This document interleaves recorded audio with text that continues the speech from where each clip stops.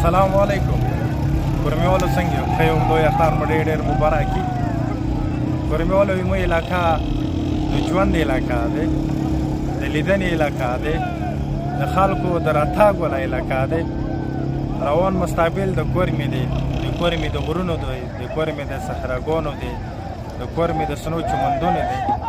دلته هر یو سړی غواړي د خوشحالي په موقع کې زه کورمې ته راشم، سره د ملګرو، سره د خندا نه، سره د خپلې فیملي، سره د بچیو کورمې ته لاړ شو. هلته د ژوند ښه وخت دی، ښه لمحه تېره. کورمیوالو ته څه دی دا وکسه د بنو نه ونسه، توکوهاټ نه ونسه، وریا علاقونه دلته خلک صرف لیدنې لپاره راځي.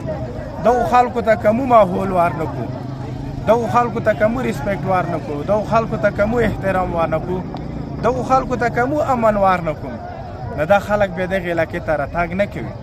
د کورمې هره یوه علاقه که هغه سده دی، که هغه پړچنار دی، که هغه ډوګر دی، که هغه سنټرل دی، که هغه لوور دی، که هغه اپر دی، ټولې علاقې ښکلې علاقې دي. هر یو سړی غواړي چې موږ دغې علاقې ته راشو، دغې علاقې خلک وګورو، دغې علاقې غرونه وګورو.